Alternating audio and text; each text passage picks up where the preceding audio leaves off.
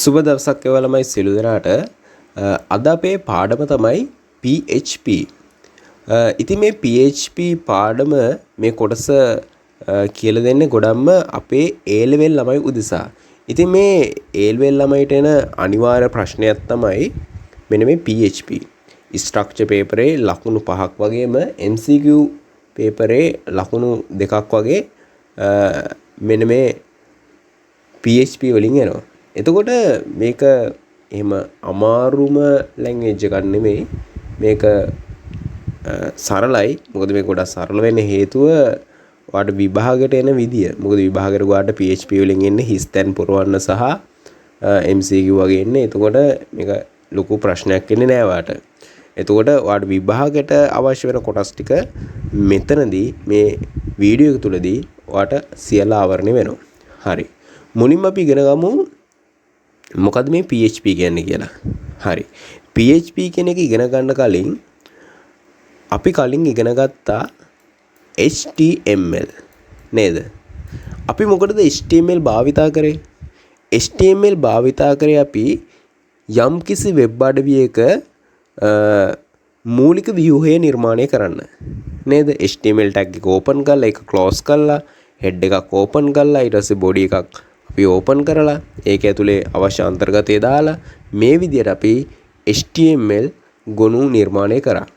එතකොට එහෙනම් ඔයාලට දැන් තේරෙනවා HTML එකෙන් කරන්නේ වෙබ් අඩවියක මූලික ව්‍යුහය නිර්මාණය කරන එක. paragraph නිර්මාණය කරා, heading නිර්මාණය කරා. ඊට පස්සේ අපි ගමු table නිර්මාණය කරා නේද? list නිර්මාණය කරා. ඒ සෑම දෙයක්ම මූලික සෑම දෙයක්ම කරන්න අපි මොකෙන්ද? HTML වලින්. එතකොට ඊළඟට අපි ඉගෙන ගත්ත CSS භාවිතා කරේ මොකටද? CSS භාවිතා කරේ අර නිර්මාණය කරගත්ත HTML කෝඩින් එක තියෙනවනේ. එහෙම නැත්නම් නිර්මාණය කරගත්ත paragraph ඊට පස්සේ heading ඊට පස්සේ tables මේ සෑම දෙයක්ම අලංකාර කරන නේද? අපි ගමු ෆොන්ට් එක වෙනස් කරන්න, ඒ කියන්නේ අකුරු වර්ගය වෙනස් කරන්න, අකුරු වල සයිස් එක වෙනස් කරන්න. ඊට අමතරව අපි ගත්තොත් අර බෝඩර්ස් දාන්න. ඒ වගේ ගොඩාක් දේවල් වලට අපි මේ CSS භාවිතා කරා. හරි. එතකොට දැන් මොකටද මේ PHP භාවිතා කරන්නේ? හරි. මම සරල උදාහරණයක් ඔයාලට දෙන්න. මම කියනවා ඔයාට HTML වලින් ගණන් කිහිපයක් එකතු කරලා දෙන්නේ කියලා. ඔයාලට පුළුවන්ද?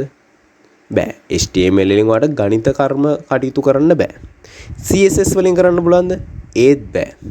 එහෙනම් මොකෙන්ද කරන්න වෙන්නේ ඔයාලට? PHP වලින්. PHP වගේ තව තියෙන භාෂා JavaScript ඒ වගේ තව භාෂා ගොඩක් තියෙනවා. නමුත් අපිට ඉගෙන ගන්න තියෙන්නේ මොකද්ද? PHP. හරි. එතකොට මම මේක තව පොඩ්ඩක් මුලින්ම basically අපි කරගමු මොකද්ද මේ PHP කියන්නේ කියලා. හරි. එතකොට අපි හඳුන්වනවාම HTML සහ CSS කියන්නේ මේවා client side language. එතකොට මේවා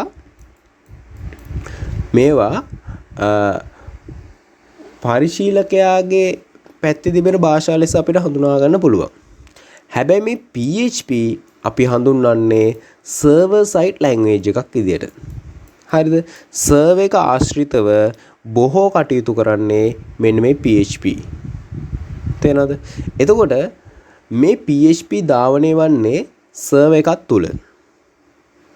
server එකක් කියන්නේ මොකක්ද කියලා මම කලින් පාඩම් වල ඇති තරම් කියලා දීලා තියෙනවා. එතකොට ඔයා දන්නවා ඕනම වෙබ් පිටුවක් නිර්මාණය කරාට පස්සේ ඒක අන්තර්ජාලය තුල තැම්පත් කරන්න අපිට අනිවාර්යෙන් ඕන වෙනවා මොකද්ද? වෙබ් සර්වර් එකක්. ඒතකොට මේ වෙබ් සර්වර් එක තුල අදාළ ගොනු කළමනාකරණය කරගන්නේ මෙන්න මේ PHP කියන භාෂාවෙන්. එතකොට යම්කිසි ගණිත කර්ම තියෙනවා නම් ඒ සියලු දේවල් ඔක්කොම කළමනාකරණය කරන්නේ කවුද? මෙන්න මේ PHP. හරි. එතකොට PHP එකෙන් මොන වගේ වැඩද කරන්නේ? හරිද?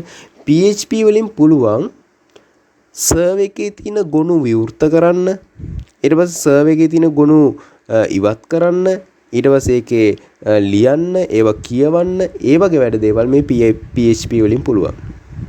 ඒ වගේම ෆෝම් එකක තියෙන ෆෝම් එකක තියෙන දත්ත කෙලින්ම අපිට සර්වර් එකට අරගෙන යන්නත් මෙන්න මේ PHP වලින් පුළුවන්. මොකක්ද ඒකේ තේරුම? හරි. මම සරලව කියන්නම් මෙහෙම. අපි යන් Facebook එකට. හරි.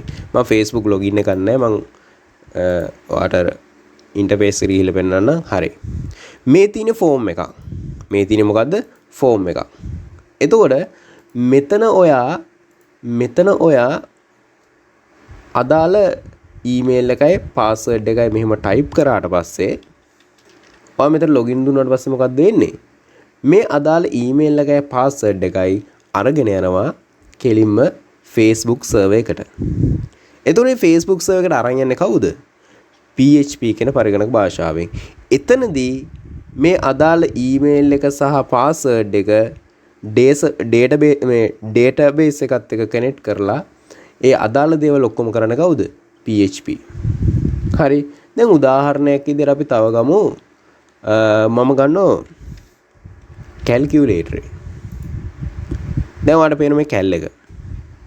දැන් මේ කැල් එක ගත්තට පස්සේ මට HTML වලින් මෙහෙම කැල් එක හදන්න පුළුවන්. දැන් මම HTML වලින් මම උදාහරණයක් විදිහට 5 එකතු කිරීම 5 කියලා ගහලා සමාන කියලා ගහුවා මෙහෙම 10 කියලා මට HTML කෝඩින් නිර්මාණය කරගන්න පුළුවන්ද? බෑ. මෙහෙම ඒව නිර්මාණය කරගන්න බෑ. ඒතර මෙන්න මේ වගේ දේවල් මේ වගේ ගණිත කර්ම ආශ්‍රිත දේවල් නිර්මාණය කරන්නත් අපිට මොකද්ද? PHP ඕන වෙනවා. හරිද? එතකොට දැන් ඔන්න PHP මොකටද ඕන වෙන්නේ කියලා ඔයාලට අවබෝධයක් එන්න ඇති. හරිද? එහෙනම් මතක තියාගන්න මම ඉස්සෙල්ලා කිව්වා PHP සඳහා අපිට සර්වර් එකක් අවශ්‍ය වෙනවා. PHP සඳහා අපිට සර්වර් එකක් අවශ්‍ය වෙනවා. නමුත් අපිට අපේ පරිගණකය සර්වර් එකක් විදිහට භාවිතා කරන්න පුළුවන් මෘදුකාංග තියෙනවා. සේවාදායක මෘදුකාංග තියෙනවා. එකක් තමයි WAMP සර්වර්. හරිද? ඒ වගේ තව විවිධ සර්වර්ස් තියෙනවා. මෙන්න මේ සර්වර් එකක් අපේ පරිගණකයට ස්ථාපනය කරලා අපේ පරිගණකයට ඉන්ස්ටෝල් කරලා ඒ හරහා අපිට සර්වර් එකක් මාර්ගෙන් අපිට PHP කෝඩින් කරන්න පුළුවන්. එහෙම නැත්නම් අපිට මේක ඉගෙන ගන්න පහසුවෙන් ලේසිම ක්‍රමය තමයි W3 School කියන මෙන්න මේ වෙබ් අඩවිය හරහා අපිට PHP පහසුවෙන් ඉගෙන ගැනීම සහ අපිට ප්‍රැක්ටිකල් සිදු කරන්න පුළුවන්. හරි. එතකොට ඔයා වෙබ් ඩෙවලොපින් එහෙම නැත්නම් ඔයා මේ වෙබ් ඩිසයිනින් වගේ කරන්න ඉන්නවා නම් එහෙනම් ඔයාට අර සර්වර් එක ඉන්ස්ටෝල් කරලා ඒ හරහා සිදු කරන එක තමයි හොඳ. මෙතනදී අපි අර A level ළමයි සඳහා මූලික දැනුම ලබා ගන්න අපි W3 School එක හරහා අපි මේ දේවල් ඉගෙන ගමු. හරි. එතකොට අපි එහෙනම් කෙලින්ම අපේ පාඩමට යන්. හරි. එතකොට ඔයාට දැන් මේ PHP වල මේ ගොඩාක් දේවල් තියෙනවා. මේ සෑහෙන්න ගොඩාක් දේවල් තියෙනවා. නමුත් මේ ඔක්කොම අපිට අවශ්‍ය වෙන්නේ නැහැ. අපිට අවශ්‍ය වෙන්නේ මේකෙන් බොහොම සුළු ප්‍රමාණයක් අපේ විභාගය සඳහා. ඉතින් ඔයා අර මං කිව්වාගේ වෙබ් ඩිසයින් වෙබ් ඩෙවලොපින් කරන කෙනෙක් නම් ඔයාට ඉතින් මේ සේරම දේවල් අවශ්‍ය වෙනවා. නමුත් අර A level කරන ළමයට මේ සේරම දේවල් අවශ්‍ය වෙන්නේ නැහැ. අපි අවශ්‍ය කොටස් ටික ආවරණය කරගමු. හරිද? දැන් ඔයාට ඕන නම් මේ මෙන්න මෙතනදීම තියෙනවා ඔයාලා බලතෑ මේකේ PHP intro වලට ගියාට පස්සේ මෙතනම තියෙන මේ what can PHP do. ඊට පස්සේ PHP can generate dynamic page content. ඊට පස්සේ PHP can open write read write delete and close file on the server. ඒ වගේ collect from data. ඒ වගේ ගොඩාක් දේවල් PHP වලින් කරන්න පුළුවන් කියලා මෙතනදී සඳහන් වෙලා තියෙනවා. හරිද? ඒතර මෙතනත් ඔයාලට අයිඩියා එකක් ගන්න පුළුවන් මේව කියවලා. හරිද? ඉතින් කාට හරි ගැටලුවක් තියෙනවා නම් මේවා මේ ඉංග්‍රීසි පොඩි ගැටලුවක් තියෙනවා නම් ගැටලුවක් නැහැ. ඔයාලට ඕන මේ ටික මොකද කරන්න පුළුවන්? ට්‍රාන්ස්ලේට් කරන්න පුළුවන්. නේද? මේ ටික මෙහෙම ට්‍රාන්ස්ලේට් කරන්න පුළුවන් සිංහල වලට. එතකොට ඔයාලට යම්කිසි අවබෝධයක් ලබා ගන්න පුළුවන්. ඔයාලට ඉංග්‍රීසි මොකක් හරි ගැටලුවක් තියෙනවා නම්. හරි. එතකොට දැන් එන අපි PHP වල මූලික ආරම්භයට යන්. හරි. PHP වල මුලින්ම අපි ඉගෙන ගන්න ඕන ප්‍රතිදානයක් ලබා දෙන විදිය. හරි. මේ බලන්න. PHP කෝඩින් එකක් නිර්මාණය වන්නේ මෙන්න මෙහෙම. හරි. මෙන්න මෙහෙම තමයි PHP කෝඩින් එක නිර්මාණය වන්නේ. කෝණික වරහන් මොන මේකට ලංකල පෙන්නන්න. හරි. කෝණික වරහන් ඊට පස්සේ ප්‍රශ්නාර්ථ ලකුණ PHP ඊට පස්සේ අපි මෙහෙම මේක වෙන් කරනවා. ඊට පස්සේ අන්තිමට අපි මොකද කරන්නේ? ප්‍රශ්නාර්ථ ලකුණ දාලා කෝණික වරහන් අපි ඉවත් කරනවා. එතකොට මෙන්න මේ දෙක අතර තමයි අපි අදාළ PHP කෝඩින් එක කරන්නේ. තේරෙනවද? එතන මේ HTML වෙබ් පිටුවේ බොඩි එක තුල තමයි අපි මෙතන PHP කෝඩින් එක කරන්නේ. හරිද? හරි. අපි බලමු. දැන් මතක තියාගන්න මොකද්ද මේ එකෝ කියලා කියන්නේ? මේ එකෝ කියලා කියන එකෙන් තමයි PHP වල ප්‍රතිදානය ලබා දෙන්නේ. හරිද? මේ බලන්න අර PHP මූලික ටැග් දෙක අතර තියෙනවා echo කියලා. එතකොට මේ echo කියන එකේ බලන්න මොකක්ද තියෙන්නේ කියලා my first PHP script කියලා තියෙනවා. නේද? මම මෙතන දානවා have a nice day කියලා. එතකොට මොකද වෙන්නේ? මම මේක run කරාට පස්සේ ඇහැ පැත්තේ මට ප්‍රතිදාන එනවා have a nice day කියලා. තේරෙනවද? ඒ මෙහෙම ආවේ මොකද? මෙන්න මේ echo කියන එකෙන්. හදිස්සි මේ echo කියන එක මැකුවා. ඔන්න මම echo මැකුවා. දැන් මම run කරොත් මොකද වෙන්නේ බලන්න. අන්න මුකුත් වෙනවද? මුකුත් වෙන්නේ නැහැ. ඇයි ප්‍රතිදානයක් දෙන්නේ නැහැ. එහෙනම් ප්‍රතිදානය දෙන්නේ මේ echo කියන එකෙන්. echo කියන එක මේ උඩුකමා ඇතුලේ. උඩුකමා ඇතුලේ echo කියලා මේ උඩුකමා ඇතුලේ ඩොට් එකයි කමාව දාන්න ඕනේ. අන්තිමට මෙහෙම ක්ලෝස් කරන්න ඕනේ. අන්න එතකොට තමයි මේකේ ප්‍රතිදානය ලැබෙන්නේ. හරි. එහෙනම් හරි සරලයි. ඔන්න ඔයාලට දැන් ඔයාලට මුලින්ම තේරෙනවා PHP වල ප්‍රතිදානය ලැබෙන විදිය. හරි. අපි යම් තව කොටසකට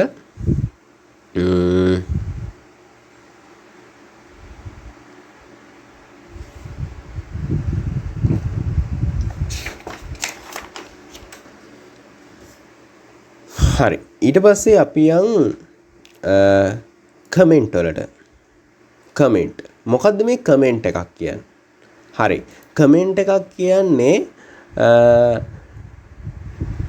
කමෙන්ට් එකක් කියන්නේ අර PHP කෝඩින් කරනකොට අපි කමෙන්ට් එකක් යදුවට පස්සේ කමෙන්ට් එක ධාවනය වෙන්නේ නැහැ. ඒ කියන්නේ ඒක කෝඩින් එකකට සලකන්නේ නැහැ. ඒක ධාවනය වෙන්නේ ඒක තියෙන්නේ අර තවත් කෙනෙක්ට අර පොඩි අයිඩියා එකක් ගන්න පුළුවන් දෙයක් විතර තමයි කමෙන්ට් එක තියෙන්නේ. හරි. මම ඒක ඔයාලට මෙහෙම විදිහට පෙන්නන්නම්කෝ. හරි. ඔන්න බලන්න. දැන් බලන්න මෙන්න මෙතන. දැන් බලන්න කමෙන්ට් එකක් පෙන්වන්නේ මෙන්න මෙහෙම LED දෙකක් ගහලා. දැන් මේ බලන්න LED දෙකක් ගහලා outputs welcome message කියලා මෙහෙම තියෙනවා. එතකොට මේ තියෙන්නේ මොකද්ද? මේ තියෙන කමෙන්ට් එකක්. තේරෙනවද? එතකොට මේක ධාවනය වෙනවද නැහැ. මේ කමෙන්ට් ධාවනය වෙන්නේ මේක තියෙන්නේ අපි කියමු ඔන්න සමනේ PHP දැන් හිතන්න මේ PHP ෆයිල් එකක් කිහිප දෙනෙක් විසින් නිර්මාණය කරනයි කියලා. ඒතොර එක්කෙනෙක් විසින් තව කෙනෙක්ට අර කමෙන්ට් එකක් දෙන්න පොඩි අවබෝධයක් දෙන්න මෙන්න මේ විදිහට කමෙන්ට් පාවිච්චි කරනවා. හරිද? එහෙනම් මතක තියාගන්න PHP වල කමෙන්ට් එකක් දෙන්නේ මෙන්න මේ LED දෙකෙන්. හරි. එතකොට දැන් මම මේ LED දෙක මැකුව මොකෝ වෙයි? අන්න දැන් කමෙන්ට් එකක් එනවද? නැහැ. උන රන් කරලා බලමු. අන්න මොකක්ද ආවේ? error එකක් ආවා. තේරෙනවද? එහෙනම් කමෙන්ට් එකක් එන්න නම් මෙන්න මේ LED දෙකක් ගහන්න ඕන.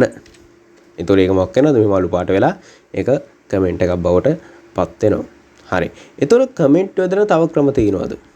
ඔව්. මේ වෙන මල්ටි ලයින් කමෙන්ට්.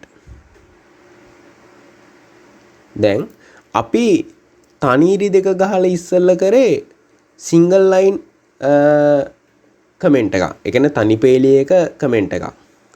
ඉතින් ඔයාට යම්කිසි පේලි ගොඩකට කමෙන්ට් එකක් දාන්න ඕන නම් ඔයාට මේ විදියට ඇලයිර තරු ලකුණු කියලා ඕපන් කරලා අදාළ කමෙන්ට් එක ගහලා පේලි ඕන ගානක පේලි කීපයක ඔයාට කැමති තරම් මේව පේලි ගානක ඔයා කමෙන්ට් කරලා ඊට පස්සේ ඔයාට තියෙන අන්තිමට තරුවයි ඇලයිරයි විදියට මේක ක්ලෝස් කරන්න තියෙනවා.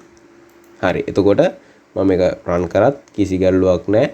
වෙල්කම් හෝම් කියලා විතරයි වෙන්නේ. මොකද මේ කමෙන්ට් එක අපිට ධාවනය වෙන්නේ නැහැ. ඒක තියෙන්නේ අපිට සාමාන්‍ය කෝඩින් කරන එකනට බලා ගන්න. හරි. එහෙනම් තනි පේලි සඳහා භාවිතා කරන LED දෙක. එතකොට මල්ටි ලයින් එක ලයින් ගොඩකට භාවිතා කරන්න අපි මෙන්න මේ ඇලයිර සහ ඇලයිර ඊට පස්සේ තර ලකුණේ ක්ලෝස් කරන්නේ තර ලකුණ සහ ඇලයිරේ. හරි. එහෙනම් ඔන්න කමෙන්ට් එකත් හරි. හරි. ඊළඟ කොටස. ඊළඟට අපි මේක ක්ලෝස් කරන්න. ඊළඟට අපි වැදගත්ම කොටස variable විචල්්‍ය. හරි. මොකද්ද මේ විචල්්‍ය කියන්නේ? හරි. විචල්්‍යයක් කියන්නේ සරලව කිව්වොත් දෙන ලද අගය ගබඩා කරලා මතක තබාගෙන තවත් තැනයකට දෙන එක තමයි මේ විචල්්‍යයෙන් කරන්නේ. ඒ වගේම මේ විචල්්‍යය නිරන්තරයෙන් වෙනස් වෙනවා. විචල්්‍යයක් කියන එක නිරන්තරයෙන් වෙනස් වෙනවානේ. දැන් බලන්න මෙහෙම දෙයක්. දැන් මෙතන බලන්න x සමය ඩොලර් සලකුණ x. ඩොලර් සලකුණ x. ඩොලර් සලකුණ x සමානයි 5යි. ඩොලර් සලකුණ y සමානයි ජෝන් කියලා තියෙනවා. හරිද? අන්න දැන් මෙතන එකෝ කරනවා මම කලින් කිව්වා එකෝ එකෙන් මොකද්ද වෙන්නේ? ප්‍රතිදානය කරනවා. ප්‍රතිදානය කරනවා ඩොලර් සලකුණ x. එහෙනම් ඩොලර් සලකුණ x කියන්නේ මොකද්ද? 5 නේද? එතකොට මේ මැද්දේ මොකද එකෝ br කියලා තියෙන්නේ? ළමයි මෙන්න මේ br එකෙන් තමයි මේ පේලි දෙක වෙන් කරන්නේ. 5 සහ ජෝන් කියන එක වෙන් කරන්නේ මෙන්න මේ br එකෙන්. තේරෙනවද? මතකනේ br ටැග් එක වාට HTML වලදී. හරි. දැන් මම br එක මැකුවොත් මොකෝ වෙන්නේ? එහෙනම් මේ දෙක එකට වදිනවා. එතකොට ඩොලර් සලකුණ y සමානයි ජෝන්. එහෙනම් ජෝන් කියන්නේ මොකද්ද? මෙතන y කියන්නේ මොකද්ද? ජෝන්. තේරෙනවද? හරි. අපි තව ගහමු මෙහෙම. මම මෙතන ගහනවා 50. මෙතන මම ගහනවා 100. දැන් ඩොලර් සලකුණ x සමානයි 100. ඩොලර් සලකුණ y සමානයි 50. එහෙනම් මෙතන x කියන්නේ කීයද? 100. මෙතන y කියන්නේ කීයද? 50. බලන්න. දැක්කනේ. යම් කිසි එකකින් මම මේ br එක මැකුව. දැන් මොකද? දැන් අර මොකෝ එක ගොඩේ වදින්නේ. ඇයි හේතුව? හේතුව අපි br එක මේක වෙන් කරලා නෑ br එකක් දාලා මේක වෙන් කරලා නැති නිසා. හරිද? එතකොට දැන් විචල්්‍යයක් කියන්නේ මොකද්ද කියලා ඔයාලට පැහැදිලි ඇතිනේ. නේද? හරි. තව බලමු.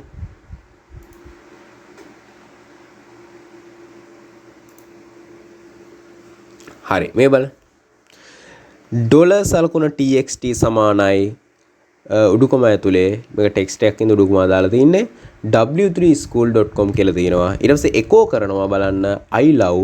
ඊට පස්සේ මෙතන තින්නේ ඩොලර් සලකුණ txt වාදන්නෝ ඩොලර් සලකුණ txt කියන විචල්්‍යයට සමාන වුණා මොකද්ද? w3school කියන එක. එතකොට මේක මෙතනට assign වෙලා ඒ කියන්නේ සමාන වෙලා ගබඩා වෙලා මෙන්න මෙතනට ලබා දෙනවා. අන්න එතකොට එනවා I love w3school කියලා මේ විදිහට ප්‍රතිදානය. අපි මේක වෙනස් කරමු ඕන. මම මෙතනට දානවා ICT කියලා. එතකොට දැන් මොකද්ද වෙන්නේ? තව මේක තව වෙනස් කරමු. මම විචල්්‍යයත් වෙනස් කරනවා. විචල්්‍ය වෙනස් කරනවා මම එතන x කියලා. එහෙනම් මෙතන මොකක් වෙන්න ඕනද? මෙතනත් අනිවාර්යෙන් x වෙන්න ඕන. තේරෙනවද? දැන් මම මේක රන් කරනවා. දැන් බලන්න. අන්න I love you ICT. මම මෙතන y දැම්මොත් මොකද වෙන්නේ? වැඩ කරනවද? නෑ වැඩ කරන්නේ නෑ. ඇයි මොකද හේතුව? ඇයි ඉතින් විචල්්‍ය ගැලපෙන්නේ නෑනේ. විචල්්‍ය ගැලපෙන්න ඕනේ.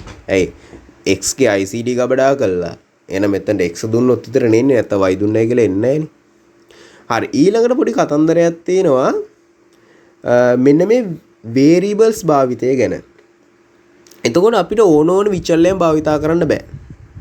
හරිද? එතකොට විචල්්‍යයක් භාවිතා කරනවා නම් අනිවාර්යෙන් ඩොලර් සලකුණ මුලට එන්න ඕන.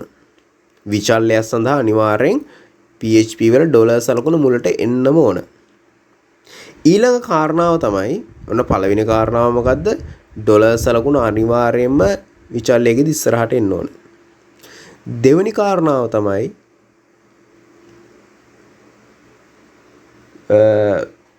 අනිවාර්යෙන් ඩොලර් සලකුණෙන් පස්සේ අක්ෂරයකින් ආරම්භ වෙන්න ඕනේ. මේ වගේ අක්ෂරයකින් ආරම්භ වෙන්න ඕන. හරිද? ඉලක්කමකින් ආරම්භ කරන්න බෑ. හිතන්න මෙහෙම දෙයක්. ඔයා දාන මෙතන 1. එහෙනම් මෙතනත් 1නේ. සමාන වෙන්න ඕනේ. දැන් ඔයා මේක ධාවනය කරනවා. වැඩ කරනවද බලන්න. නෑ error එකක් එනවා. ඒ මොකද හේතුව? අන්න කවදාකවත් විචල්්‍යයක් ළමයි අංකකින් පටන් ගන්න බෑ. විචල්‍යයක් කවදාකවත් අංකකින් පටන් ගන්න බෑ. හරි. ඔයාට අංකකින් පටන් ගන්න ඕනෙම නම් ක්‍රමවේදයක් තියෙනවා. එහෙනම් අර ඩොලර් සලකුණෙන් පස්සේ මෙම ඇල ඉරක් දාන්න ඕන. මෙන්න මේ විදිහට ඇල ඉරන්න මේ යටි ඉරක්. මේ වගේ යටි ඉරක් දාන්න ඕනේ. අන්න යටි ඉරක් දාලා පුළුවන් මේ බලන්න. පැහැදිලිද? එහෙනම් මතක තියාගන්න ඩොලර් සලකුණෙන් පස්සේ ඔයාට අනිවාර්යෙන් තියෙන්න පුළුවන් දෙයක් තමයි එක්ක අක්ෂරයක් තියෙන්න ඕනේ. අක්ෂරයක් බැර නම් යටි ඉර තියෙන්න ඕනේ. තේරෙනවද? ඊළඟට බලන්න ඔයාට හිස්තැන් තියන්න පුළුවන්ද කියලා. ඔන්න x හිස්තැනක් y. මෙතන x හිස්තැනක් y. බලන්න වැඩ කරනවද කියලා? නෑ වැඩ කරන්නේ නෑ. එහෙනම් මතක තියාගන්න විචල්‍යයේදී ඔයාට විචල්‍යයන් වලදී ඔයාට හිස්තැන් තියන්න බෑ. හරිද? හරි. ඊළඟට අපි බලමු කැපිටල් සිම්පල් ભેදය. හරි. මෙතන ඔයා කැපිටල් x ගහනවා. මෙතන ඔයා සිම්පල් x ගහනවා. මෙතන කැපිටල් x මෙතන සිම්පල් x. හරිද? y එක මොකලද? දැන් බලමු වැඩ කරනවද කියලා. වැඩ කරනවද නැහැ. එහෙනම් අන්න මතක තියාගන්න කැපිටල් සිම්පල් ભેදයත් බලපානවා. තේනවද? උඩ එක කැපිටල් වෙලා යට එක සිම්පල් වෙන්න බෑ. එහෙනම් යට එකත් මොකද්ද වෙන්නේ? යට එකත් කැපිටල් වෙන්න ඕන. අන්න එතකොට මොකද්ද වෙන්නේ? වැඩ කරනවා. එහෙනම් ඔන්න දැන් මම කාරණා හතරක් විතර කිව්වා වේරියබල් භාවිතයේදී. එහෙනම් විචල්‍යයක් භාවිතා කරනකොට වේරියබල් එකක් භාවිතා කරනකොට අනිවාර්යෙන් ඩොලර් සලකුණ මුලට එන්න ඕනේ. ඒ වගේම පටන් ගන්න ඕනේ මොකෙන්ද ළමයි? අක්ෂරයකින්. එහෙම නැත්නම් යටි ඉර භාවිතා කරන්න පුළුවන්. ඒ වගේම හිස්තැන් තියන්න බෑ. ඒ වගේම කැපිටල් සිම්පල් මාරු වෙන්නත් බෑ. හරි. එතකොට හරි. එතකොට ඔන්න ඔය දේවල් තමයි තව දේවල් තියෙනවා. ඔය කිහිපය දැනගත්තාම හරි. ඊට පස්සේ පියන් තව කීපයකට. හරි මේවා ෆන්ක්ෂන් වලදී කියලා දෙනවා. හරි. එතකොට මෙන්න මේක පොඩ්ඩක් බලමු අපි. හරි මේ එක කොටේ තියෙන්නේ මොකද්ද? br එකක් නැති හින්දා. දැන් බලන්න x සමානයි 5යි y සමානයි ජෝන් කියලා තියෙනවා. ඒතර මේ කමෙන්ට් එකකුත් අපිට දීලා තියෙන බලමු. දැන් මේකයි මේ 5 දීලා තියෙන්නේ. 5 නිකම්ම දීලා තියෙන හැබැයි මේක උඩුකම ඇතුලේ දීලා තියෙනවා. ළමයි උඩුකම ඇතුලේ දෙන්නේ ටෙක්ස්ට් එකක් නම් විතරයි. දැන් මේ ටෙක්ස්ට් වල කියන අපි ඩේටා ටයිප් එක තමයි ඉන්ටිගියර්. මම ඒක දැන් ඊළඟට උගන්වන්නම්. අපි මේ සංඛ්‍යා වලට අපි කියන මොකද්ද? ඉන්ටිගියර් කියලා. හරිද? හරි එහෙනම් මතක තියාගන්න අපි ටෙක්ස්ට් එකක් දාන්නේ නිරන්තරයෙන්ම විචල්‍යයන් වලදී උඩුකම ඇතුලේ. සාමාන්‍ය අංකයක් අපි දාන්නේ කෙලින්ම normally මෙහෙම දානවා. හරි. අපි බලමු අපි යන්කෝ ඩේටා ටයිප් වලට. ඒතර වැඩි ඉවරයි. හරි අපිට අත්‍යවශ්‍ය වෙන ඩේටා ටයිප් ටික තමයි මම මේ කියලා දෙන්නේ. අපිට අත්‍යවශ්‍ය වෙන ඩේටා ටයිප් එක තමයි එකක් string. අනිත් එක integer. අනිත් එක float. float කියන්නේ දශම සංඛ්‍යා. ඊට පස්සේ මේක boolean array null. හරි. string කියන්නේ අක්ෂර. තේරෙනවද? integer කියන්නේ පූර්ණ නිකිල සංඛ්‍යා. පූර්ණ සංඛ්‍යා නිකිල සංඛ්‍යා. float කියන්නේ දශම සංඛ්‍යා. හරිද? boolean කියන්නේ true false. ඒ කියන්නේ සත්‍ය හෝ අසත්‍ය. array එකක් කියන්නේ මොකක්ද දන්නවද? එක විචල්‍යයකට අගයන් ගොඩක් තියෙනවා. ඒක තමයි array එකක් කියලා කියන්නේ. null කියන්නේ ඔයා යොදන විචල්‍යයට අගයක් දෙන්නේ නැත්නම් ඒක මොකද්ද? null එකක් වෙනවා. හරිද? හරි. අපි බලමු. මේ set එකම තියෙන එකක් බලමු. set එකම තියෙන එකක් නැද්ද? તો ලේසි. නේ.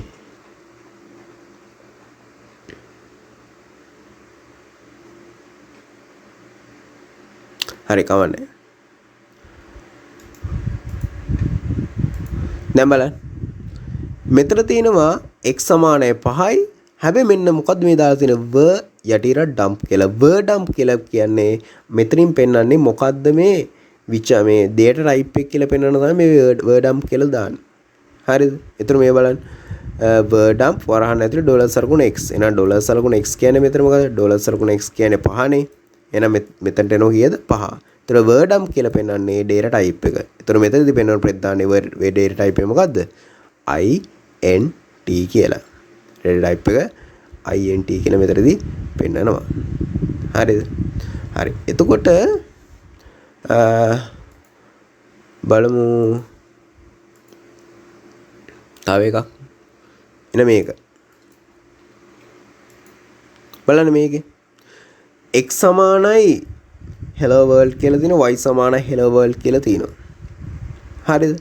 එතකොට මෙන්න word dump ඩොලර් සලකුණ x, word dump ඩොලර් සලකුණ y. හරිද? එතකොට බලන්න word dump මෙතනදී මොකද්ද කියන්නේ? මෙතනදී තියෙන්නේ මේ hello world කියලා තියෙන්නේ text එකක්නේ. නේද? text වලට අපි කියන්නේ මොනවද? string. එතන මේ වරහන් ඇතුලේ 12ක් කියලා තියෙන්නේ මොකද? මේ 12ක් කියලා තියෙන ළමයි අනුලක්ෂණ ගණන. ඒ කියන්නේ තීන සංඛ්‍යා ගණන. දැන් උදාහරණයක් ඉදිරියට නම් මෙතන මම ICT කියලා දානවා. මෙතන ICT කියලා දානවා. දැන් බලන්න මම මේක රන් කරාම මොකද වෙන්නේ කියලා. අන්න string එක 3යි ආවේ. string එක ආවේ 3යි. පැහැදිලිද? හරි. string එක ආවේ 3යි. හේතුව ඇයි? අකුරු 3යි. හරි. එහෙනම් ඔන්න string එක වාට තියෙන string කියන්නේ එහෙනම් මොනවද? data type එක අක්ෂර. ඊළඟ බලමු.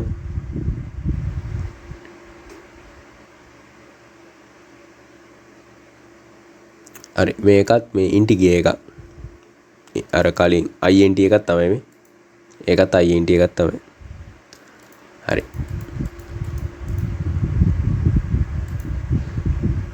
මෙන්න දින plot එකක්. දශම සංඛ්‍යා නේද?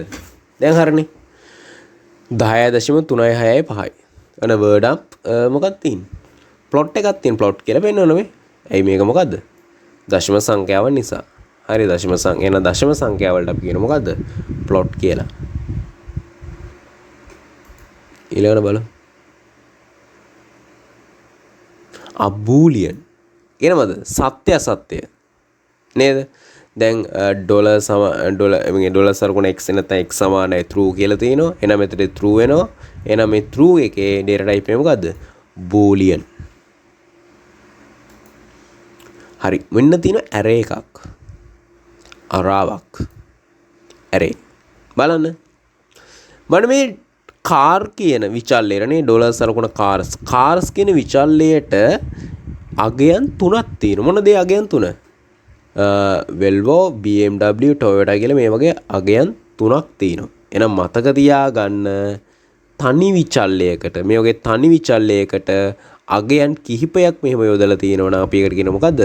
අරාවක් කියලා. එතකොට අරාව කොහොමද data type එක විදිහට පෙන්වන්නේ? මෙන්න මේ විදිහට මේ බලන්න. හරි. මෙන්න බලන්න මෙතන array 3යි. array එක 3යි හරිනේ. 1යි 2යි 3යි. එතකොට මතක තියාගෙන ඕනම array එක මෙන්න මේ පළවෙනි එක යා නම් කරගන්නේ බිඳුව ලෙස. නේද? ඇයි මේ array එකේ අවයව යා ගණන් කරගන්න ඕනේ. එතකොට මේ array එකේ තියෙන මේ පළවෙනි අවයවයට එයා බිඳුව කියලා නම් කරගන්න.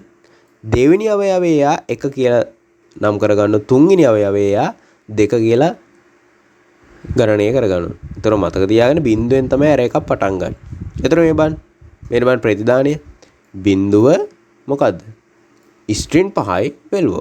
හරිනේ 5යි 1යි 2යි 3යි 4යි 5යි. එක මොකද්ද? BMW 3යි. string එක. Toyota string එක 6යි. මම මෙහෙම කරනවා. මම මෙතනට දානවා මෙව 5ක්. ඔන්න 5ක් දැම්මා. දැන් මම මේක රන් කරමු මොකද්ද වෙන්නේ? අන්න බලන්න. මොකක්ද ආවේ? int 5ක් ආව නේද? අන්න අරක මොකක් වුණාද? int 5ක් ආවා. හරි. ඊට පස්සේ මම මේ ටික වෙනස් කරන්නම්කෝ. මම මෙතනට 5 කියලා දානවා.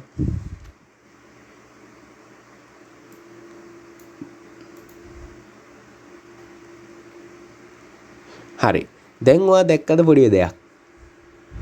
දැන් මෙතන උඩුකොමා ඇතුලේ මම 5ක් ගැහුවා. මෙතන මම නිකම් 5ක් ගහනවා. මේ වගේ නිකම් 5ක් ගහනවා. හරි. මේකෙන් මම 5.5ක් ගහනවා. 5.7ක් ගහනවා. දැන් බලමු මේකේ වෙනස. අන්න මේ බලන්න. පළවෙනි එක ස්ට්‍රින් එකක් කියලා වෙන්නේ. ඇයි මේක ස්ට්‍රින් එකක් කියලා ආවේ? මේක ස්ට්‍රින් එකක් කියලා ආවේ හේතුව මොකද? මේක තියෙන්නේ උඩුකම ඇතුලේ නිසා. ඊළඟ එක මොකද්ද? නිකම් පහක්නේ තියෙන්නේ. අන්න int පහ කියලා ආව එක මොකද්ද? පූර්ණ සංඛ්‍යාවන් නිසා. හැබැයි ඊළඟ එක බලන්න. ඊළඟ එක 5.7 එන මේ මොකද්ද? දශම සංඛ්‍යාවන්නේ. අන්නේ හින්දා මොකක් කියලා දාවේ? ප්ලොට් එකක් කියලා ආවා. පැහැදිලිද? එහෙනම් මතක තියාගන්න අරාවේ ඒක විවිධ විදිහේ දත්ත පෙරූප සහිත දත්තයන් තිබෙන්න පුළුවන්. ඒක ඔන්න මම ඔයාලට ඔප්පු කරලා පෙන්නුවා. හරි. එහෙනම් දැන් අරාවක් කියන්නේ මොකද්ද කියලා ඔයාලට දැන් පැහැදිලි ඇති data type ටික. එහෙනම් ඔන්න දැන් අපි ඉගෙන ගත්තා integer, ඊට පස්සේ string, ඊට පස්සේ plot, ඊට පස්සේ boolean, array කියන අපි data types ටික ඉගෙන ගත්තා. හරි. එතන null එක අපි ඉස්සරහට කරනවා. එතකොට ඔයාලට ඒක බලා ගන්න පුළුවන්. හරි. ඊළඟට අපි මොනවටද යන්නේ? ඊළඟට අපි යන්නේ අපිට වැදගත්ම කොටසක් වෙන මොනවලටද? ඔපරේටර්ස් වලට. හරි. ඔපරේටර්ස් ගත්තට පස්සේ ඔපරේටර්ස් කියන්නේ මොනවද? ගණිත කර්ම. ඒතර මුලින්ම අපි ඉගෙන ගන්න ඕනේ සරල ගණිත කර්ම කිහිපයක්. හරි. මොනවද සරල ගණිත කර්ම ටික? එකතු කිරීම තියෙනවා, අඩු කිරීම තියෙනවා, වැඩි කිරීම තියෙනවා, බෙදීම තියෙනවා. ඊට පස්සේ මොකද්ද මේක? මේ තින්නේ ප්‍රේක්ෂත ලකුණ කියන්නේ බෙදීමෙන් පසු ඉතිරිය. බෙදීමෙන් පසු ඉතිරිය. හරි. ඊට පස්සේ තරු ලකුණු දෙකෙන් කියන්නේ බලය. හරි. අපි එහෙනම් මේක try කරමු. මම එන try ගියා. දැන් බලන්න. කලින් විචල්යෙන් අපි ඉගෙන ගත්තා කිසි ගැටලුවක් නැහැ. දැන් x සමානයි 10යිලු y සමානයි 6යිලු. එහෙනම් මෙතන කීයද? මෙතන 10යි. මෙතන කීයද? 6යි. y සමානයි 6යි. එහෙනම් උත්තරේ කීයද? 16යි. හරි සරලයිනේ. මේ සරල දේවල්. ඊට පස්සේ අඩු කිරීම. හරි. x සමානයි 10යි y සමානයි 6යි. අඩු වෙනවනේ. එහෙනම් මෙතන 10න් අඩු වෙනවා 6ක් කීයද? 4යි. ඊළඟට වැඩි වෙනවා. x සමානයි 10යි y සමානයි කීයද? 6යි. නේද? එහෙනම් 10 වරක් 6 කීයද? 60යි. බෙදීම. x සමානයි 10යි y සමානයි 6යි. එහෙනම් 10 6 බෙදුවාම කීයද? 1.666යි. ඕනම මේක දෙක දාන්නම්කො මෙතනට. එහෙනම් 10 දෙකෙන් බෙදුවාම කීයද? 10 දෙකෙන් බෙදුවාම මෙතනට එනවා කීයද? 5ක් කියලා. හරි. ඊළඟ එක මෙන්න මේ දෙක තමයි ඔයාලට පොඩ අමාරු පැටලෙන්නේ. හොඳට මතක තියාගන්න ප්‍රතිශත ලකුණෙන් කරන්නේ බෙදීමෙන් පසු ඉතිරිය. ඒ කියන්නේ මෙතන 10ට 6 ඉතිරි කීයද? 4යි. තේරෙනවද? එහෙනම් මම මෙතන දානවා 15. 15 නෙමෙයි 13. එහෙනම් 13ට 6 2යි. එහෙනම් මෙතනට එනවා ඉතිරි කීයද? 1යි. බලමු. එහෙනම් මතක තියාගන්න නිතරම රිමයින්ඩ්. ඉතිරිය තමයි යා ලබා ගන්න. එයා ඉතිරිය තමයි නිතරම ලබා ගන්න. හරිද? එතන මම මෙතන දානවා 15. එතන මොකද වෙන්නේ? 15ට 6 2යි 12යිනේ කොහමද? එහෙනම් ඉතිරි කීයද? ඉතිරි 3යි. එහෙනම් මතක තියාගන්න බෙදීමෙන් පසු ඉතිරිය ගන්නේ මෙන්න මේ ප්‍රතිශත ලකුණේ. හරි. ඊළඟ මොකක්ද? තරු දෙක. මෙන්න මේ තරු දෙකෙන් කරන්නේ බලය. බලය. දැන් මේක 10 තුන්වෙනි බලය කීයද? 10යි. දැන් මම මෙතන දානවා 2 8 වෙනි බලය. 2 8 වෙනි බලය කීයද? 256යි. බලමු. ඔව්. පැහැදිලි. 2 10 වෙනි බලය 1024යි.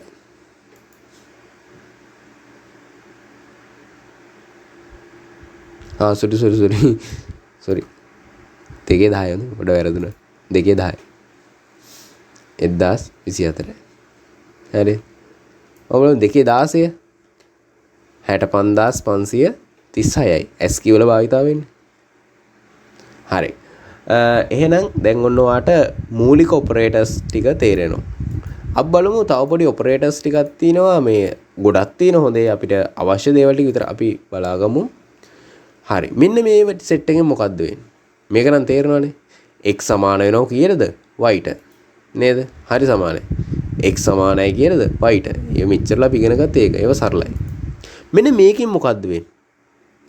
මේකේ වෙන්නේ මෙන්න මේ ඔපරේටර් එකෙන් වෙන්නේ මොකක්ද දන්නවද? එකතු වෙලා සමාන වෙනවා. මේ බලන්න.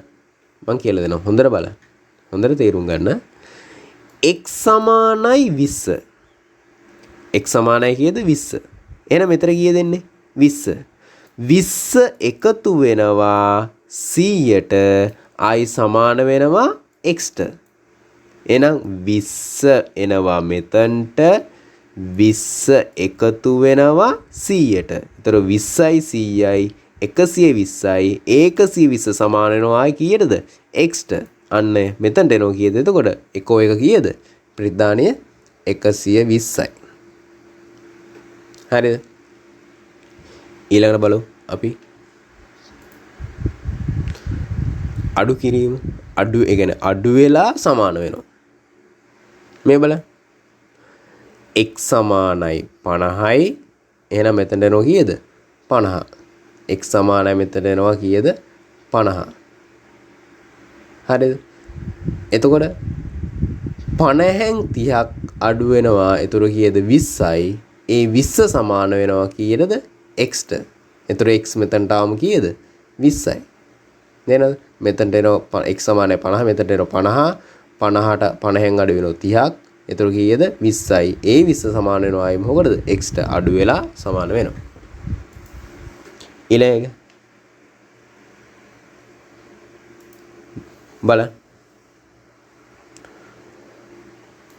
මෙතනට එනවා කීයද? 5. x සමානයි 5. මෙතනට එනවා 5. එහෙනම් 5 30යි. 30 සමාන වෙනවා අය කීයටද? x ට. එහෙනම් මෙතනට එනවා මොකද? x 30යි කියලා. වැරදිද? එහෙනම් ඒ වගේ තමයි අනිත් සෙට් එකත් ඒ වගේ තමයි. තේනවද? ආයි කියලා දෙන අවශ්‍යතාවයක් නැහැ. ඒ වගේ මේකෙන් කරන්නේ එහෙනම් මොකද? වැඩි වෙලා සමාන වෙනවා. මේකෙන් බෙදිලා සමාන වෙනවා. මේකෙන් ඉතුරු වෙලා ඒක මොකක් වෙනවද? සමාන වෙනවා. පැහැදිලිද? හරි. එහෙනම් ඔන්න ඔය ඔපරේටර්ස් ටිකක් හරි. ඊළඟට අපිට අවශ්‍ය වෙනවා මේකේ ඔක්කොම ඕනේ මම මෙන්න මේ දෙක අනිවාර්යයි. මේක ගොඩ අපි විභාගයට එනවා. මේ ටික මෙන්න මේ දෙකයි මේ අනිත් ඒවා නම් දන්නවා. මේකේ මොකද කරන්නේ? විශාලයි. දන්නවනේ මේවා. මේවා විශාල. මේක මොකද්ද? කුඩා. මේක විශාල හෝ සමානයි. මේක කුඩා හෝ සමානයි. ඒතර අසමාන ගන්න ක්‍රම දෙකක් තියෙන වේදී. මෙන්න මේ විදිහට අසමාන ගන්න පුළුවන්. මෙන්න මේ විදිහට අපි අසමාන ගන්න පුළුවන්. හරිද? හරි. ඒතර මේවා සරල ඔපරේටර්ස්. ඔයාට ඕන පැට්‍රිකලියෝ මේ ටික චෙක් කරලා බලන්න පුළුවන්. කොහොම නමුත් අපේ ඔයාට විභාගයට අවශ්‍ය ටික සහ මේ කාලේ කළමනා කරගන්න ඕන නිසා මම අවශ්‍ය දේවල් ටික විතරයි කරන්නේ. හරි. ඒතර මේ මොකද මේක equal කියන මොකද? සමාන. බලන්න. මෙතන බලන්න. 100 මෙන්න අතර x සමානයි 100 y සමානයි කීයද? 100. දැන් මොකද වෙන්නේ? 100ට 100 සමානයි නේද? x කියන්නේ මෙතන 100යි y කියන්නේ මෙතන කීයද? 100යි. 100යි සමාන නිසා මොකද වෙන්නේ? අන්න true boolean එනවා true කියලා. පැහැදිලිද? සරලයි. අපි බලමු මොකද්ද මේ සමාන ලකුණු තුනෙන් වෙන්නේ මොකද්ද කියලා. බලන්න සමාන ලකුණු තුනෙන් වෙන්නේ මොකද්ද කියලා. බලන්න මෙතන 100යි මෙතනත් 100යි. එන x සමානයි 100යි y සමානයි 100යි. ඉතින් 100යි සමානයිනේ. ඉතින් ඇයි මේක true වෙන්නේ නැත්නම් මේක false වෙන්නේ? බලන්න කමෙන්ට් එකකුත් අපිට දීලා දෙනවා returns false because type are not equal. type කියන්නේ මොකද්ද? වර්ගනේ. මේ මොනවද මේ data type එකනේ. ඉතින් මේ වර්ග data type දෙක මෙතන same ද ගැලපෙනවද? data type දෙක නෙමෙයි මේ මෙතන වර්ග දෙක ගැලපෙනවද මේ දෙක? නෑ මේ දෙක ගැලපෙන්නේ නෑ. නේද? හරි මේ දෙක ගැලපෙන්නේ නැති හින්දා කියලා මොකද්ද? false කියලා ආව. එහෙනම් මතක තියාගන්න. එතකොට මේ සමාන ලකුණු තුනෙන් මේ දත්ත වර්ග දෙක ගැලපෙනවද කියලා තමයි බලන්නේ. තේරෙනවද? හරි. එහෙනම් ඒකත් හරි. තේරුණානේ? මේක 100 මේක උඩුකම ඇතුලේ 100 නේද? මේක ඉන්ටිජර් 100 මේක ස්ට්‍රින්ග් 100. අන්න එතකොට මොකද වෙන්නේ? මේ දෙක ගැලපෙන්නේ නැති හින්දා කෙලින්ම මොකද? false කියලා. හරි. ඊට පස්සේ not equal. මේ කියන්නේ අසමාන නේද? මේකත් අසමාන නේද? මේක මොකද්ද? අර identical අපි කලින් කරපු එකේ අනිත් පැත්ත. ඒ කියන්නේ not වැරදි පැත්ත. තේනවද? ඊට පස්සේ මම කිව්වා මේක විශාල, මේක කුඩා, මේක විශාල හෝ සමානයි, මේක කුඩා හෝ සමානයි. තේනවද? මේවා අවශ්‍ය වෙන්නේ නැහැ. ඊට පස්සේ අවශ්‍ය වෙන එකක් තමයි මෙන්න මේක අපිට.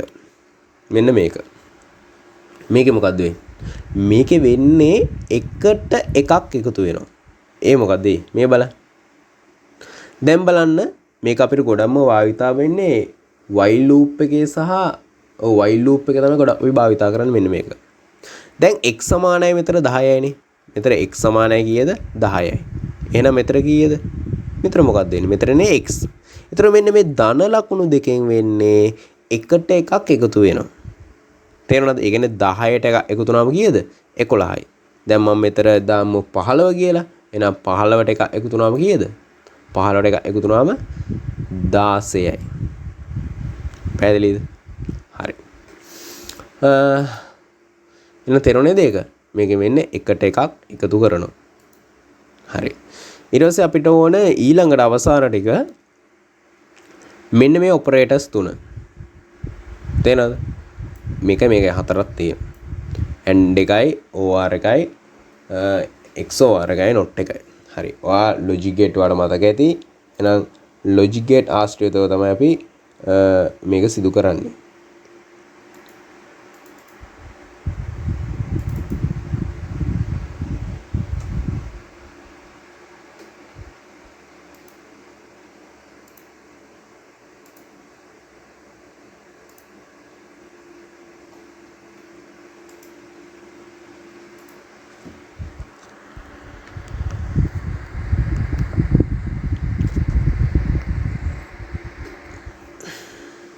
හරි. එතකොට අපි බලමු AND එක. AND එකෙන් මොකද්ද වෙන්නේ කියලා. AND එකෙන් වෙන්නේවා මොකද්ද කියලා දන්නව නේද? AND එකෙන් වෙන්නේ අපි logic gate වලදී සරලව ගත්තී ගුණ වෙනයි කියන එකනේ. ඒ කියන්නේ මොකද? බිඳුවරක් බිඳුව බිඳුවයි බිඳුවරක් එක බිඳුවයි එක්වරක් බිඳුව බිඳුවයි එක්වරක් එක මොකද්ද? එකයි. එහෙමනේ ගත්තේ. හරි. ඒ කියන්නේ සරලව ගත්තොත් AND එක කියන්නේ දැන් සහ කියනකොටනේ. දැන් ඔයා සහ මම කියනකොට අපි දෙන්නම දෙක්කෙනෙක්ද?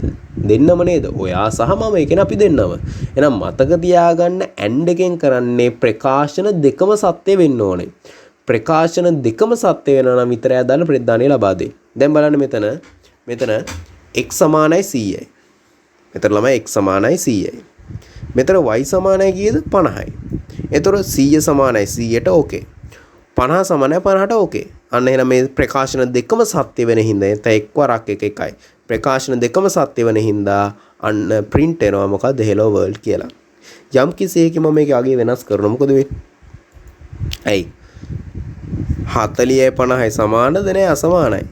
එහෙනම් මොකද වෙන්නේ? එක්වරක් බිඳුව බිඳුවයි. ඒ කියන්නේ ප්‍රතිදානය වෙනවද? නැහැ. ප්‍රතිදානය වෙන්නේ නැහැ.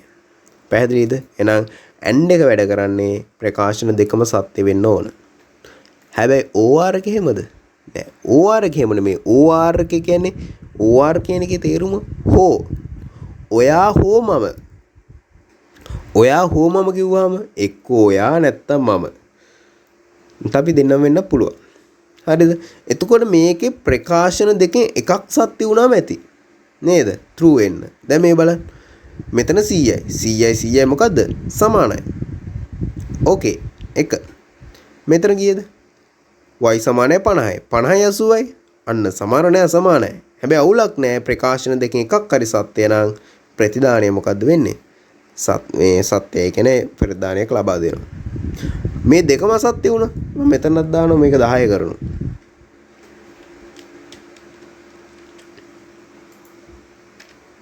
දැන් මොකෝ වෙන්නේ? දැන් පෙන්වන්නේ ඇයි ප්‍රකාශන දෙකම සත්‍යයනේ. ඇයි 10 100 සමාන නැහැ. ඩොලර් මේ y කියලා 50නේ 50 80 සමාන නැහැ ඒක පෙන්වන්නේ නැහැ. හරි. not එක බලමු. not එකේ මොකද්ද වෙන්නේ? දැන් බලන්න not එක කියන්නේ එයා නිතරම අනිත් පැත්තනේ ගන්න. අපි කියන දේ නෙමෙයි කරන්නේ අනිත් පැත්ත නේද? ඒතර මෙතන එනවා 100. 100යි 90යි සමානද? නෑ සමාන නෑනේ. ඉතින් සමාන නැති හින්දා යා මොකද කරන්නේ? මේක hello world කියලා පෙන්වනවා. නේද? හරි වැරදි පැත්ත යා කරන්නේ. අපි දෙන එක නෙමෙයි වැරදි පැත්ත. මම මෙතන 90 ගැහුවා. දැන් 90 90යි සමානයිනේ. ඒතර පෙන්වනවද? නෑ. අර මතකනේ වාට බිංදුව આવොත් එක කරන එක આવොත් බිංදුව කරනවා අනිත් පැත්ත ගහනවා. හරි. ඊට පස්සේ යන් XOR එක. මොකද්ද මේ XOR එකෙන් වෙන්නේ?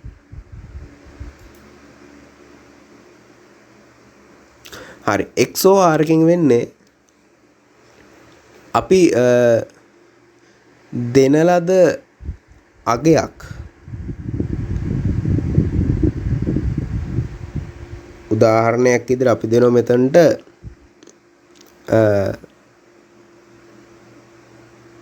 100ක් මේ දීලා තියෙනවා 100 ඔන්න 100යි මෙතන දීලා තියෙනවා 50යි හරිද මම මෙහෙම කියන්නම්කෝ මම ඒක ඔයාලට උදාහරණයක් මගින් පැහැදිලි කරන්න මේ XOR එක ටිකක් ඔලුවට එනවා අමාරුයි හරිද XOR එක වෙන්නේ මෙන්න මේකනේ හොඳට බලා ගන්න හරි අපි ගමු A B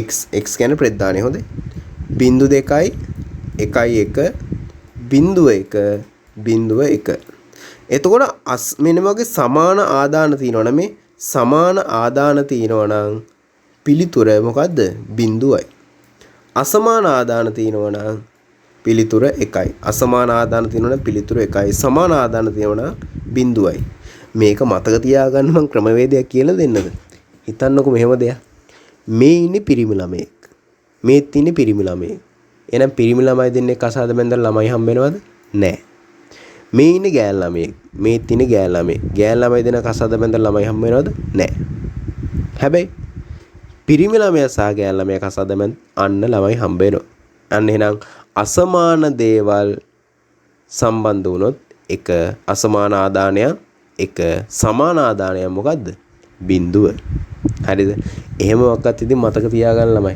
නැත්නම් ඉතින් මේ ඔලුවට යන්නේ නැහනේ හරි එහෙනම් දැන් එහෙනම් ඔයාලට තේරෙන විතර XOR කියන්නේ මොකද්ද කියලා එහෙනම් ප්‍රකාශන දෙකම අසත්‍ය වුණොත් ඒ කියන්නේ මේ ප්‍රකාශන දෙකම මේකත් අසත්‍යයි නම් මේක අසත්‍යයි නම් එහෙනම් ඔක්කොම අසත්‍යයි නේද දැන් බලන්න මේක මෙතන 100 එනවනේ දැන් x සමානයි 100යි 100යි 100 සමානයි එහෙනම් මේක ඕකේ හැබැයි මෙතන 50 එන්නේ නේද x සමානයි y සමානයි 50නේ මෙතන 50යිනේ 50යි 80යි සමානද නෑ ඒක අසමානයි එහෙනම් මේක සමානයි මේක අසමානයි නේද එහෙනම් ප්‍රකාශන දෙකෙන් එකක් හරි මොකද්ද එහෙනම් මේ ප්‍රකාශන දෙක සේම්ද නෑ මේක අසමානයි අසමාන හින්දා නම් hello world කියලා පෙන්නනවා හැබැයි යම් කිසි එකකින් මම මෙතන දානවා 80 දැන් බලන්න මොකද වෙන්නේ කියලා hello world කියලා පෙන්නනවද නෑ පෙන්නන්නේ නෑ ඒ පෙන්නන්නේ නැති හේතුව මේකත් සත්‍යයි මේකත් සත්‍යයි කියන්නේ එකයි එකයි එහෙනම් අන්න සමාන ආදාන දෙකක් තියෙනවා අන්න එතකොට මොකද්ද වෙන්නේ ප්‍රධානීය බිංදුවයි